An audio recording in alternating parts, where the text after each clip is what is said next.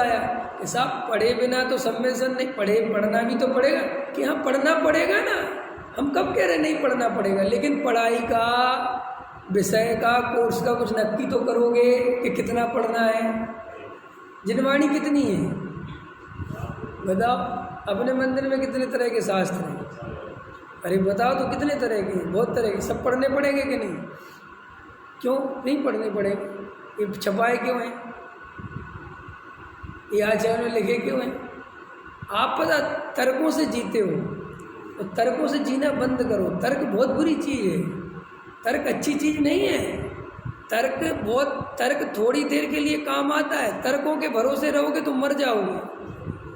तर्कों से कुछ भी सिद्ध किया जा सकता है, कुछ भी। अभी मैं दूसरा एंगल बदलूं तो ये सिद्ध कर दूंगा कि पढ़ो, नहीं कर सकता क्या? आप यही तो समझते नहीं हो, आप घूमते रहते हो। कोई विद्वान आया, उसने अपने प्रबल तर्क रखे तो तुम उसमें घूम गए। फिर कोई दूसरा विद्वान आया, उसने अपने प्रबल तर्क रखे तो तुम उसमें घूम गए। तुम ये सोचते ही नहीं कि यार मैं अनुभव करने दो, ये तो तर्कों की बात है ना। देखो एक तर्क से ये सिद्ध किया जा सकता है कि बाप बड़ा ना भैया, सबसे बड़ा रुपया। करा जा सकता है कि नहीं करा जा सकता? और एक तर्क ये सिद्ध किया जा सकता है कि पैसा धूल है, नहीं करा जा सकता। पूज्य गुरुदेव श्री से पूछवाओ तो वे कहने ये धूल है, और वे धूल है ये सिद्ध कर देंगे। और मुकेश अंबानी से कहो, वो कहता है इससे बड़ी कोई चीज़ नहीं है, पावर है, और वो इसको सिद्ध कर देगा कि पावर है, और तुम्हें उसकी भी माननी पड़ेगी। क्या सही तो कह रहा है, लेकिन इन दोनों तर्कों से मत जीना। हाँ, तर्क के भरोसे नहीं जीना। तर्क तो आपको घुमाएंगे, क्योंकि तर्क जो आपको, जिसका प्रबल तर्क लगेगा, और तर्क एक समय में एक प्रबल लगता है। देखो जैसे अभी मैं आपसे, हाँ ये तो निर्णय पक्का है माने, निर्णय पक्का है माने सम्यक दृष्टि, निर्णय माने सम्यक दृष्टि। तत्व निर्णय जिसका पक्का है वही तो सम्यक दृष्टि है। इसलिए हम आपसे यही कह रहे हैं कि थोड़ा भाव भाषण करना सीखो, थोड़ा अंतरंग से विचार करना सीखो। तर्कों से कुछ नहीं होगा, तर्क तो आपको गुमराह ज़्यादा करेंगे। इसलिए अब मैं शांति से बैठ के अपनी आत्मा का विचार करता हूँ, वेद ज्ञान करता हूँ, भैया अपने को भगवान अनुभव करता हूँ। कुछ नहीं रखा, तुम किस दृष्टि से भगवान हो, तुम किस शास्त्र में कहाँ भगवान लिखा, कुछ नहीं होता, सब पढ़ लिया। देखो सम्यक दर्शन के लिए 7 प्रयोजनभूत तत्व टोडरमल जी साहब ने समझाए हैं कि प्रयोजनभूत तत्वों की सच्ची श्रद्धा ही सम्यक दर्शन है। प्रयोजनभूत तत्व कौन कौन से हैं? जीव, अजीव, आश्रव, बंध, संवर, निर्जरा। इस 7 तत्वों की जानकारी है आपको कि नहीं? नहीं हो तो फिर से पढ़ेंगे, अभी आएंगे इसमें, है ना? अच्छा, कब से है? 6 द्रव्य के बारे में जानते हैं, सब जानते हैं। निश्चय व्यवहार के बारे में जानते हैं, हाँ जानते हैं। अच्छा ऐसी चीज़ बताओ जो आप नहीं जानते और मोक्ष मार्ग में जरूरी हो।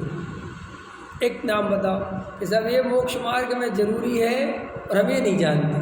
तो मैं सच कह रहा हूँ, सबसे पहले वही पढ़ेंगे ना अपन के साथ, तुम्हें ये जरूरी पता होना चाहिए। बताओ, कोई बताओ, एक आध चीज़ बताओ। अष्टमूल गुणों के बारे में जानते हो? अष्टमूल गुणों के हाँ के साथ जानते हैं। अणुव्रतों के बारे में हाँ साहब जानते हैं। चरणन योग हो गया। अच्छा, वर्तमान योग में राम की सीता की हाँ साहब जानते हैं। राज भरत का वैभव जानते हो? हाँ जानते हैं। आदिनाथ के बारे में हाँ साहब जानते हैं। 24 तीर्थंकर का वहाँ सब है। वर्तमान योग पूरा आता है, चरणान योग पूरा आता है, द्रव्यान योग तो आता ही है। अब कौन सा बचा? करणान योग। तो करणान योग में भी जीव के लिए जरूरी है, वो 8 कर्मों के बारे में समझना जरूरी है। तो 8 कर्मों की जानकारी है कि नहीं? है ना? नहीं हो तो बताओ। है साहब, तो फिर क्या नहीं है आपको पता? अच्छा, कसाएं कितनी होती हैं वो भी पता है, कौन कौन सी होती हैं वो भी पता है, कितने भेद होते हैं वो भी पता है। अभी क्या नहीं पता आपको? बता, ऐसी कोई तो चीज़ बताओ जो मोक्ष मार्ग में जरूरी हो और अभी तक आपको पता नहीं हो। हाँ है ना एक चीज़ कि क्या कि मोक्ष मार्ग में आत्मानुभव जरूरी है, वो नहीं पता। बस सरल है। क्रिया तो पता है, अरुण जी क्रिया की पूछ रहे हैं ना, क्रिया तो पता है भैया, क्रिया तो अपन बहुत अच्छी कर रहे हैं, क्रिया में कोई कमी नहीं है और क्रिया का कोई अंत भी नहीं है। हमने तो अभी वहाँ कहा था क्रिया का कोई अंत थोड़ी है। मुझे बताओ क्रिया का अंत है क्या? कौन सी क्रिया का अंत करोगे बताओ? एक क्रिया बताओ कि साहब अलम हो गई, अलम तो नहीं होती ना। तुम रात में खाते थे, खाना छोड़ दिया, पानी छोड़ो, पानी छोड़ दिया कि साहब पानी तो छोड़ दिया लेकिन 2 टाइम खाता हूँ तो 2 टाइम में से 1 टाइम करो। कि साहब 1 टाइम खाता हूँ लेकिन हरी लेता हूँ तो हरी छोड़ो। उसका एंड कहाँ करोगे? एंड तो कहीं नहीं, एंड तो सिद्धालय में जाके होगा। बोलो गलत कह रहा हूँ क्या? आप जितना पालन करते जाते हो उतना आपको आगे बढ़ाते जाते हैं कि नहीं बढ़ाते जाते? का एंड कहाँ होता है? आप जो करते हो उससे आगे, जो करते हो उससे आगे, जो करते हो उससे आगे, ख्याल में आएगी, जो करते हो उससे आगे। अब बोलो क्या? अब जैसे देखो अन्याय अनीति अवक्ष की बात आती है तो अवक्ष का अंत कहाँ है? अवक्ष को किस कैटेगरी में अवक्ष मानोगे बताओ? टमाटर भी अवक्ष है, पपीता भी अवक्ष है, अवक्ष तो बहुत है फिर। अब भाई कौन सा अवक्ष छोड़ना है वो तो अपन नहीं समझ रहे। अभी तुम उसके पे आ जाओ अनीति अन्याय पे, तो भाई इनकम टैक्स की चोरी करना बहुत बड़ी अनीति है, बहुत बड़ा पाप। अब लोग करो, अब उसको सुलझाओ। अब इनकम टैक्स की चोरी तो मंदिर वाले तक नहीं छोड़ते, तो आम जनता कहाँ छोड़ेगी? है? अरे जिनके आधार से सत्य अहिंसा चल रहा है, ऐसे वे आश्रम, वे सब धर्म गुरु, वे जितनी संस्थाएं चल रही वे खुद ही टैक्स की चोरी करते।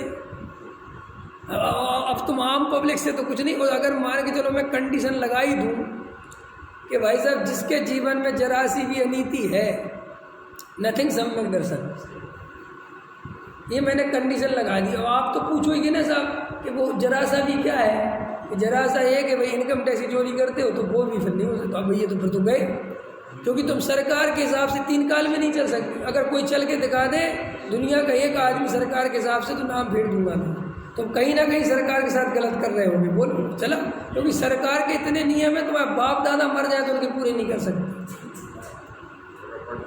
वो बढ़ते ही चले जाते। करो ना पूरे। अब सरकार कह रही कि मास्क लगाना बहुत अनिवार्य, लगाओ। तुम यहाँ बैठ के सरकार के खिलाफ जा रहे हो, क्यों? भाई तुम अगर सरकारी आदेश के पक्के ईमानदार हो तो बोलो ना ईमानदारी। कितनी ईमानदारी करोगे? कहाँ ईमानदारी करोगे? पुलिस ने पकड़ लिया तुम्हें, लाओ 2000 रुपये, तो 100 का नोट देना पड़ेगा ना। और रिश्वत हो गई, भ्रष्टाचार हो गया। लेकिन भाई साहब मैं ऐसे 2000 कहाँ तक दूंगा? है गवर्नमेंट कहती उसका बस चले तो घर में भी हेलमेट लगा के घूमो। घूमो कई दफ़े बाबूराम पे पकड़ लेते, उनसे कहोगे भैया यहाँ कौन सा हाईवे है, यहाँ घर ही है मेरा, वो कहते कोई मतलब नहीं, निकाल 200 रुपये। तो भाई तुम इन शर्तों से जिंदगी जियोगे तो शर्तों का तो अंत ही नहीं है ना फिर। और तुम इतनी बड़ी मूर्खता करते हो कि तुम अपने ही लिए शर्तें बना लेते हो, सम्यक दर्शन के लिए शर्तें लगाते हो। क्या होगा तुम्हारा?